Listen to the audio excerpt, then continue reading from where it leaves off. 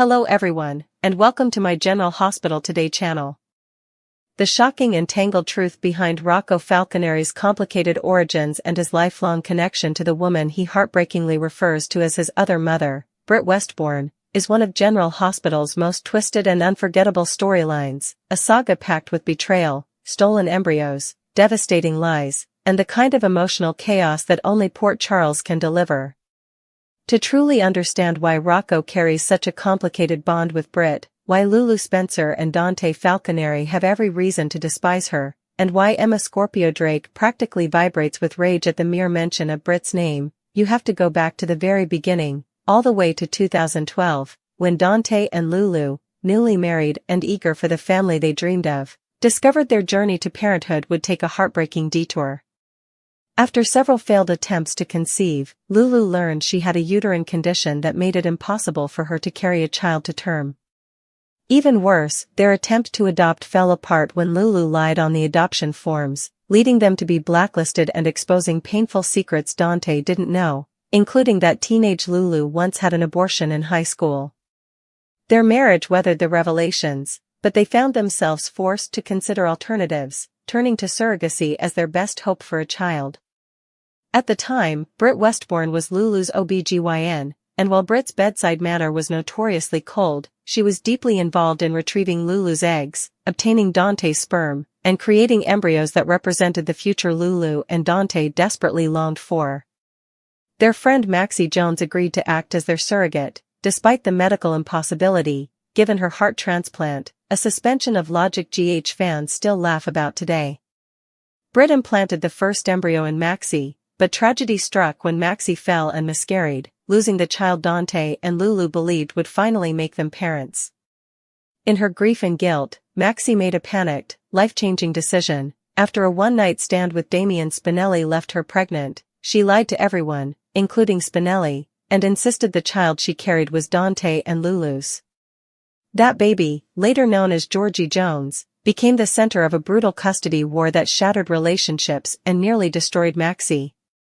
Spinelli ultimately won custody. Lulu was once again left without the baby she thought was hers, and the emotional devastation only grew deeper, but what they didn't know was that across town, an even more sinister betrayal was unfolding. Because while Maxie's deception was rooted in desperation, Britt's actions were rooted in ambition, jealousy, and a dark willingness to manipulate life itself. Fresh off a breakup with Patrick Drake, the man she wanted but could never truly have, especially because of her cruel treatment of his young daughter Emma, Britt made a monstrous decision. Viewers will never forget the chilling moment she bragged about barbecuing Emma's doll, because she actually did it. With her envy, resentment, and heartbreak boiling over, Britt decided to create her own leverage, her own family, her own permanent tie to someone, anyone, who might finally love her. And so, with the help of her equally ruthless mother, Dr. Liesl Albrecht, Britt stole one of Lulu and Dante's embryos and implanted it into herself. This was no accident, no medical miracle, this was premeditated, orchestrated theft of a potential child. Albrecht performed the implantation in secret, and Britt crafted an elaborate lie, telling Patrick she was pregnant with his baby and that the child belonged to them. Though Patrick quickly rejected her, unwilling to raise a child with a woman who terrified his daughter, Britt refused to give up the charade. She enlisted Brad Cooper, her closest friend and fellow schemer, to pretend he had been her sperm donor. This story worked until Britt gave birth during a stormy night at Windmere on Spoon Island, delivering the baby she named Benjamin, Ben, who would later be revealed as Rocco Falconeri. Her deception had layers. She lied to Patrick, lied to Brad, lied to Nicholas Cassadine, her then-boyfriend and soon-to-be fiancé, and, most devastatingly, lied to Lulu and Dante, who remained completely unaware that their biological child was alive, living under Britt's roof, and calling her mom. Meanwhile, the town reeled from Maxie's deception involving baby Georgie, revealed in October 2013, just weeks after Britt delivered Rocco on September 9th. Lulu lost Georgie, not knowing that her true son had been born across town only days earlier, hidden in plain sight. As Britt settled into domestic bliss with Nicholas, raising Rocco as her own and enjoying a stability she had never experienced, small cracks began to form in her story. First, Elizabeth Weber, ever observant, noticed that the baby had a latex allergy, just like Dante. More red flags followed, and when Liz secretly ran a DNA test, she discovered Ben was biologically Dante's. What she didn't yet realize was that Ben wasn't conceived from stolen sperm, he was conceived from a stolen embryo.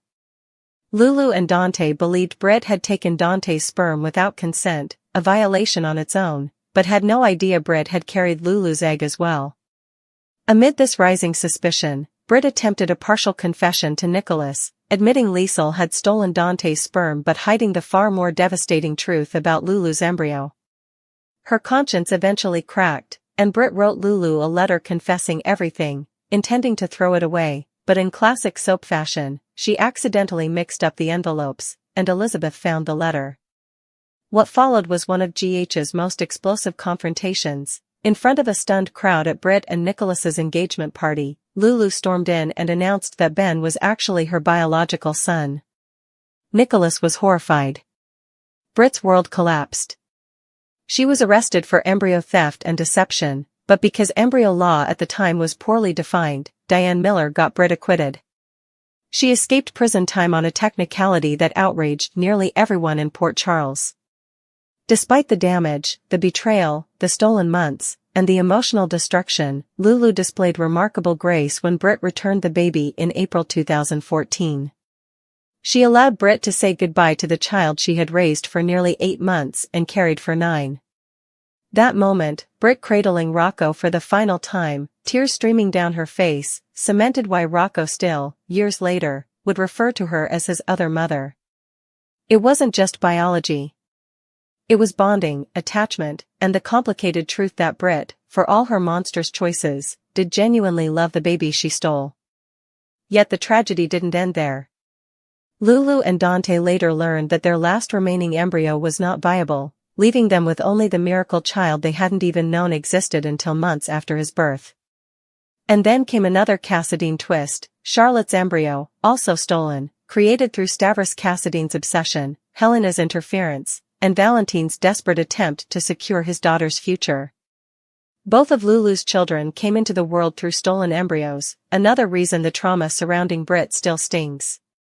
And it's this entire tangled web that fuels the present-day tensions, why Lulu's hatred for Britt is bone-deep, why Dante can barely tolerate hearing her name, why Emma Scorpio Drake, now older, fierce, and protective of her father, still burns with anger at the woman who terrorized her childhood, and why Rocco is the one caught in the emotional crossfire.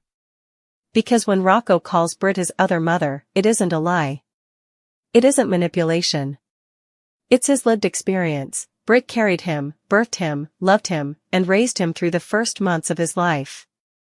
And though Lulu lost time she can never get back, and though Britt's crimes were inexcusable, the emotional truth remains complicated. Rocco's entire origin story is wrapped in darkness, but also in love, deception, heartbreak, and the kind of morally gray complexity that keeps GH fans glued to the screen. Today, with Britt gone and the Falconeri family still healing, Lulu and Dante must navigate the painful reminder that the woman who hurt them the most will always hold a piece of their son's heart, a reminder of everything stolen, everything lost, and everything they eventually fought to reclaim. The story of Rocco Falconeri, Britt Westbourne, and the shattered circle of lives touched by the stolen embryo scandal does not simply end with the truth being exposed in 2014. In many ways, that was only the beginning, because the long-term emotional aftershocks continued to shake Port Charles for years, reshaping relationships, reigniting rivalries, and permanently altering the trajectory of several families in ways no one could have expected. For Britt, the aftermath of losing Ben, the baby she nurtured, protected, and desperately tried to claim as her own, pulled apart every ounce of emotional progress she had made. For all her scheming and cruelty, Britt had always viewed motherhood as the one thing that might redeem her, the one tether that could pull her away from the cold, clinical detachment she inherited from Liesl Albrecht and the icy manipulation of her father, Faison. Carrying Rocco had changed her. She ate healthier, she smiled more, she imagined a future where she wasn't feared or despised but accepted, even loved. So when she handed that baby over to Lulu, the biological mother she had robbed, a part of Britt broke in a way that even she, the Britch, couldn't hide behind sarcasm or bravado. In those tearful goodbyes, fans witnessed the moment her facade cracked completely. She had wanted to hold on to Nicholas, onto her envisioned Cassadine future, but everything collapsed like sand slipping through her fingers, and for once Britt found herself painfully human. Meanwhile, Lulu and Dante's experience of becoming parents to their stolen newborn son was layered with joy, grief, fear, and an unsettling sense of unreality. For months, they had believed themselves childless and devastated, mourning the loss of Georgie, the baby Maxie lied about, carrying the emotional scars of two losses, one from miscarriage, one from betrayal. Then suddenly, they had a son, not through adoption, not through surrogacy as planned, not even through the controlled clinical process of embryo implantation, but through a nightmare labyrinth of lies orchestrated by Britt and Liesl. When Rocco was finally placed in Lulu's arms, she memorized every detail, the shape of his eyes, the tiny crease of his fists, the way he rooted against her shoulder as if he knew her scent. Mothers always say there's an instant recognition, a bond beyond biology, a soul-level connection, and for Lulu, that moment was both healing and heartbreaking. Healing, because she finally held the child she had dreamed of for years. Heartbreaking, because she realized she had missed the first cries, the first heartbeat, the first months of his life, moments stolen by someone else. The injustice of that loss never fully disappeared, and though Lulu behaved with grace, allowing Britt to say goodbye, privately she wrestled with feelings she would never admit aloud: jealousy, anger, fear that Rocco might always feel something for Britt that he didn't feel for her. And though Lulu buried those fears, believing love would win out, the underlying resentment toward Britt fermented beneath the surface and never truly faded. Dante, meanwhile, had his own complicated journey. As a detective trained to follow facts, patterns, and motives, he couldn't help replaying every interaction he'd ever had with Britt, every appointment, every bit of medical advice she offered during Lulu's fertility treatments. He realized she had been lying almost from the moment she entered their lives. The betrayal wasn't personal only, it was professional, ethical, and parental. Dante felt emasculated, violated, and furious that his genetic material had been used without his consent, his child carried by a woman who had manipulated him and lied about something as sacred as parenthood. For a long time, Dante couldn't even look at Britt without seeing red. Even years later, when Britt began evolving into a better person, especially after her time with Nicholas softened some of her edges, Dante never fully forgave her. In his eyes, Britt would always remain the woman who robbed him of the first months of fatherhood, the first time he should have seen his son's face, the first morning he should have held him, the first moment he should have rocked him to sleep. And while Lulu's pain manifested quietly, Dante's manifested in rigid boundaries, cold shoulders, and an unspoken promise that he would never let Britt near their son again. The ripple effects extended even further, impacting Emma Scorpio Drake in ways the adults didn't fully comprehend at the time. To Emma, Britt wasn't a complicated woman who made terrible choices, she was the monster who hurt her father, made Patrick cry, and terrorized her childhood with cruel jokes, manipulative babysitting tactics, and emotional intimidation no child should ever experience. Britt had mocked Emma's fears, ridiculed her feelings, and even burned her doll, a traumatic memory that stuck with Emma for life. So when Emma later learned that Britt had stolen a baby, implanted herself with someone else's embryo, lied to families, and manipulated Patrick during the pregnancy, her hatred escalated into a fierce protectiveness that followed her into adulthood. For Emma, Britt wasn't just a villain, she was the symbol of instability, trauma, and the fear that her father could be hurt again. Even now, the idea of Rocco calling Britt his other mother triggers something primal in Emma, something rooted in those early childhood years when Britt's presence represented danger. That's why her hostility resurfacing isn't petty, it's deeply psychological. But what about Rocco? For him, the emotional landscape is even more complex, because unlike the adults who experienced betrayal firsthand, Rocco's connection to Britt lives in the shadowy space between memory and biology. Babies form emotional bonds through scent, heartbeat rhythms, skin-to-skin contact, and the voice they hear in the womb. Britt's heartbeat was the first one he knew, her voice the first he heard, her body the home he lived in before he even took his first breath. For months, she fed him, rocked him, comforted him through the night. Even though he has no conscious memories of these experiences, the imprint remains in ways science can't quite explain. So when Rocco later refers to Britt as his other mother, he's not defying Lulu, not questioning his identity, not trying to stir conflict. He's expressing a truth he feels in his bones but cannot fully articulate. Britt was part of his origin, part of his emotional DNA, part of the earliest foundation of his existence. Children sometimes instinctively recognize emotional truths adults try to bury. And Rocco, growing older, sensing the tension his comment creates, may not understand the social complexities, but he feels the connection all the same. This connection, this invisible umbilical cord between them, explains why Britt's name became a source of tension in the Falconeri household long after she exited the narrative. Lulu would stiffen, Dante would grow quiet, and Rocco would shrink back, sensing the discomfort but not understanding its cause. Lulu never wanted to demonize Britt in front of her child, but how do you explain to a young boy that the woman he feels drawn to is also the woman who broke his mother's heart, stole her embryos, and lied her way into his earliest months of life? How do you balance honesty with protection?